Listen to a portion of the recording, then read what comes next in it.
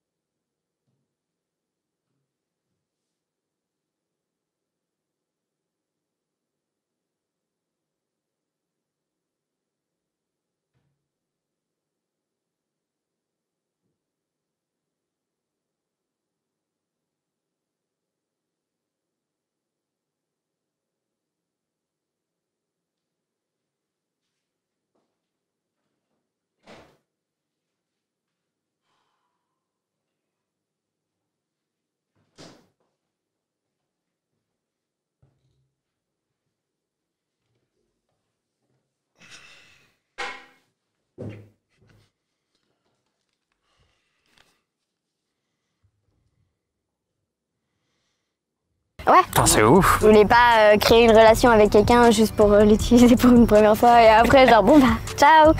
Mais enfin voilà, j'ai trouvé quelqu'un avec qui j'étais très à l'aise, on s'est chopé de temps en temps et puis... Ok. Est-ce que cet alter ego, il est connu de vos proches, de vos familles, quoi? Tu vois ce que je veux dire, genre? Alors, pas du tout. J'ai quand même pas mal de potes à qui je l'ai dit, avec qui je me sentais à l'aise et puis à qui ça ne dérangeait pas du tout. Au contraire, ils ont été hyper curieux, du coup ils m'ont posé plein de questions de comment ça se passe et tout. Et même eux, au final, ils se rendent compte que bah voilà, il y a des gens qui font ce travail vraiment par plaisir. Quoi. Quand on a préparé ce tournage, on a créé un petit groupe WhatsApp, puis vous avez nommé le groupe WhatsApp Immersion chez les putes. Ouais. Bah parce que nous on en rigole parce que dire quelqu'un que c'est une pute, c'est devenu une insulte quoi. Du coup quand on entendait ah t'as une pute ou des trucs comme ça te fait plus gaulerie qu'autre chose. Ouais, bah surtout si c'est des gens qui savent pas du tout ce que je fais, genre je m'en fous quoi. Je vais pas le prendre du tout personnellement. Si tu savais. Putain, you got it. Des fois, typiquement quand on pose la question, surtout à R&D, parce que moi du coup j'ai pas de faux de travail, mais je peux imaginer la frustration un peu de pas vraiment pouvoir en parler, t'es obligé d'inventer un truc. En fait c'est grave relou pour toi de pas pouvoir assumer ce taf en fait. Ouais, je dois m'inventer une autre vie, déjà pour mes proches qui ne sont pas au courant de mon vrai taf. Donc au final, c'est un peu compliqué, c'est chiant des fois. J'aimerais bien. On est d'accord que c'est une perruque qu'elle porte sur la tête. Hein. Genre juste dire ah ben je suis une pute et puis voilà c'est tout genre, et j'aime bien et je le fais parce que j'en ai envie, personne m'oblige, si le monde était parfait clairement je le dirais quoi. Du coup tu dis quoi aux gens qui savent pas ce que tu fais vraiment? Alors je dis que je fais des livraisons. J'ai pas de diplôme et tout, je peux pas dire que je travaille dans un truc super et pas non plus un endroit où on pourrait vérifier que je suis là. Par exemple si je dis je suis serveuse dans un certain bar. Tu vas dans le spot. D'accord, donc c'est des filles. Alors je vais résumer tout ça. Donc c'est des filles qui n'ont aucun diplôme, aucun travail à proprement parler, hein, et qui du coup se sont prostituées par plaisir. D'accord. Bon ben ça tient la route. Ça tient la route, ok. Bon après, voilà, pas de jugement de valeur, attention, chacun fait ce qu'il veut, et puis si elles se plaisent dans ce beau métier qu'est la prostitution, pourquoi pas, hein, c'est un des plus vieux métiers au monde. Donc écoutez, il faut bien Oula, j'allais aller loin là, j'allais me faire cancel. Bon, je vais pas continuer ma phrase parce que voilà, mais bon, écoutez, il faut que tout le monde puisse se détendre hein, pour retourner au travail. Donc pourquoi pas? Moi, je ne suis pas contre la prostitution. Je n'étais même pas né quand ça a commencé, donc je ne vais même pas juger. Hein, je ne veux même pas savoir ce qui se passe au bois de Boulogne ou je ne sais où. Hein. Bon, écoutez, on va pas juger, pas de jugement de valeur. Elles font ce qu'elles veulent. Voilà. Tout simplement. Voilà, on va éviter de se faire cancel aujourd'hui. J'ai pas, depuis l'LGBT, je n'ai rien pour me protéger. Donc les gars, on va rester chill ce soir. Hein. Et on va rien dire.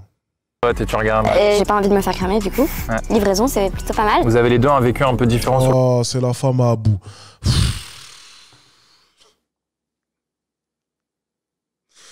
Vous êtes vraiment Non, mais vous êtes des enflures. Voilà, c'est le problème de ma communauté. Même quand j'ai envie d'être gentil, vous pouvez pas vous empêcher de vouloir balancer. Vous êtes des enflures. Pour le taf, genre toi tu fais ça depuis plus longtemps et toi tu l'as fait genre une fois et t'as arrêté? Comment ça se fait? Exactement, j'ai fait un stage comme tu veux. T'as fait un stage?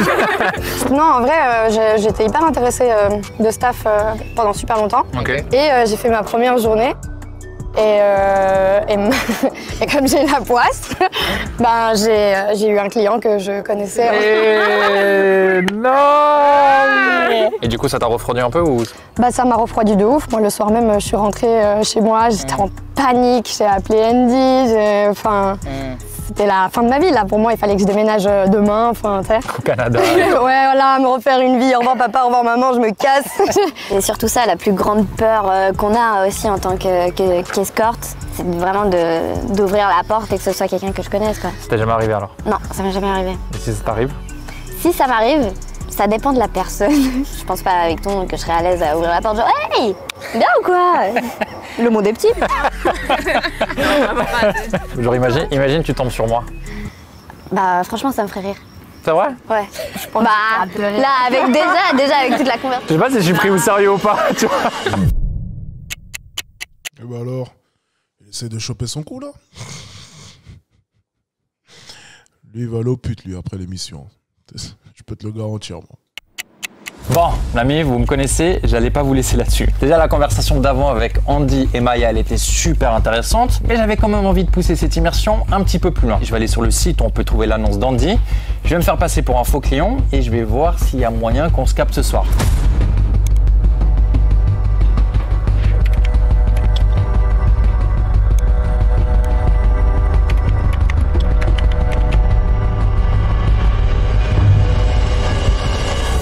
C'est bon, le rendez-vous est pris et honnêtement, je commence un petit peu à stresser. Mais bon, je vais me préparer et je vais y aller. Ok, là j'arrive sur le lieu, je vais ranger ma grosse caméra, prendre mon téléphone et essayer de vous filmer ça discrètement.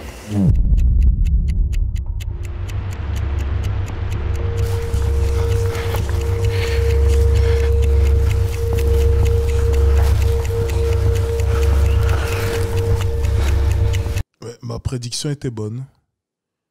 Il est vraiment allé au pute le soir même. Et en direct. On va assister à quelque chose de pas mal.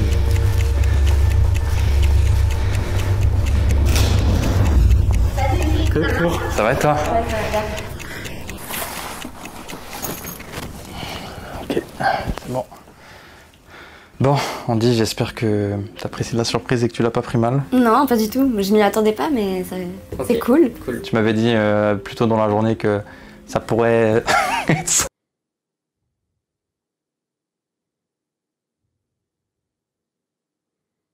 Une ambiance très pesante.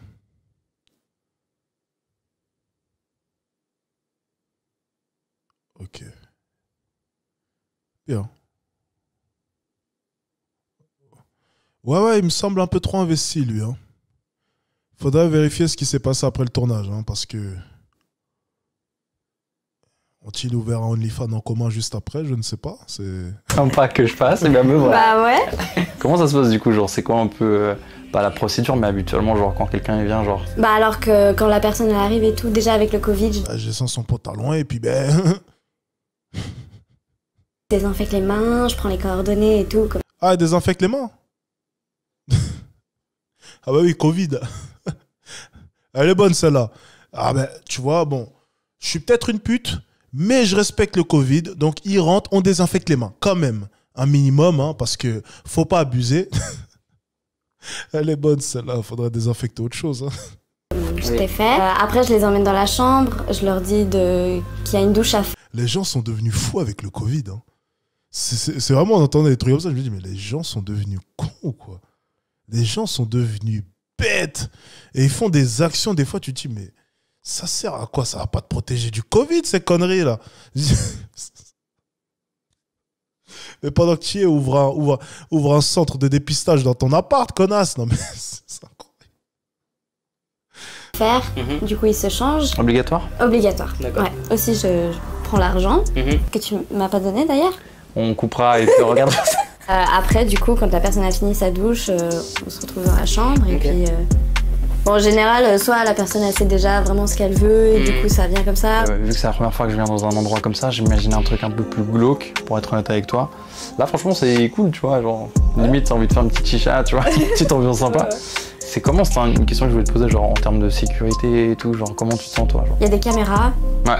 Donc, dans le hall, pour assurer que tout se passe bien, s'il y a un problème en tout cas, bah, c'est filmé ou quoi. Ok, donc toi tu m'as vu monter là? Ouais, je t'ai vu devant la porte avant que tu sonnes. Ok. Et du coup aussi ça me permet de voir si c'est pas quelqu'un que je connais. Bah je te cache pas que moi à titre personnel, le giga stress c'était la montée, d'arriver devant la porte et tout, tu vois. Genre là maintenant que je suis là, tu vois. Quoi, je suis là pour l'interview, pour la discussion, je fais ça. Maintenant passons aux choses sérieuses. Allez on coupe. Il a envie de tirer son coup. Soyons tout à fait honnêtes, les gars. Je reconnais une tête de vieux porc. Hein. Ça c'est un gars qui veut tirer son coup. Hein. Je vois tout de suite. Il est rouge comme une tomate. Il sourit pour rien depuis tout à l'heure. Il sue un peu du front. Aïe, aïe, aïe, aïe. Non. Là, ça y va, là. Alors, on repart. Mais le client type, tu vois, genre, je sais pas, dans mon cliché, dans ma vision, c'est peut-être un peu des personnes plus âgées et tout. Alors, c'est quoi habituellement? Alors, moi j'ai beaucoup de jeunes quand même. Là, plus tard, après, j'ai un petit jeune qui va arriver. Après moi? Ouais, et il a genre 22 ans, je crois, à mon âge. Ok. Je l'ai déjà vu et tout, il est cool.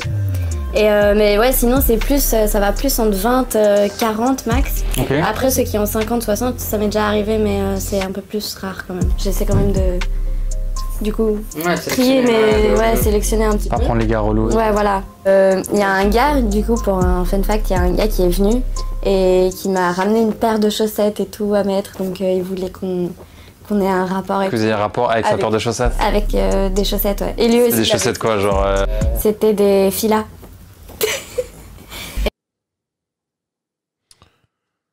Ok, original.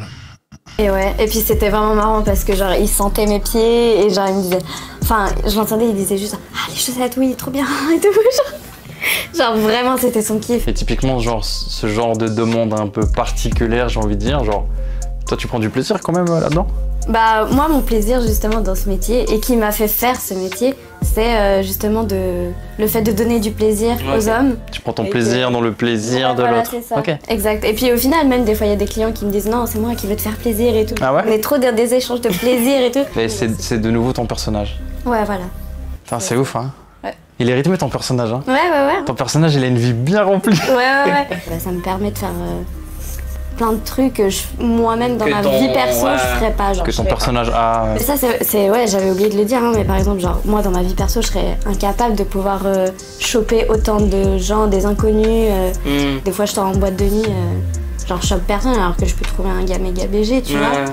Alors que ouais. T'arrives à différencier les deux. Ouais voilà c'est ça. Et est-ce que c'est un cliché éclaté, mais le délire du client qui tombe amoureux de la prostituée, qui veut la sortir, et genre. Alors, je sais pas s'il y a vraiment quelqu'un qui est déjà tombé amoureux de moi, mais il y en a déjà plusieurs qui m'ont dit trop des compliments de ouf, genre t'es incroyable et tout, nanana, et j'ai peur de tomber amoureux de toi en te voyant et tout. Ah ouais, Il y en a déjà qui m'ont dit je t'aime aussi, mais bon après, c'est pas. Je pense pas que c'est des vrais je t'aime quoi. Bon, je vais pas prendre plus de ton temps, on dit c'était trop cool de te voir dans ce cadre. Merci d'être venu, au moins tu sais comment c'est maintenant. Je vais éteindre la caméra et je vais y aller. Je vais y aller, oui. Je sais pas ce que vous imaginez, mais je vais y aller. Ah, c'est pas vrai. Clairement là, la pression elle redescend, j'ai la honte, mais j'étais méga stressé. Mais c'est un épisode de ouf, j'ai trop kiffé échanger avec Andy et Maya sur leur taf. J'espère que vous, l'ami, vous en avez appris un petit peu plus. C'est du rouge à lèvres là qu'il a au coin de la lèvre. Tu sais, les enquêteurs, tu sais. Ah, il a rien fait, Je vous conseille aussi d'aller voir l'épisode de Y'a débat sur les travailleuses du sexe qui est incroyable. Abonnez-vous si c'est pas encore fait, likez cette vidéo et surtout faites vivre cette sexe. Bah, tu vois, il a l'air heureux là. La première fois au pute, tu vois, ça met toujours le sourire. Bah, c'est bien. Bon, reportage intéressant. Bon, on n'a rien appris de spécial, mais bon. C'était sympatoche, voilà. Tu reportages et t'attaquer comme on les aime. Hein. Toujours une aussi bonne chaîne.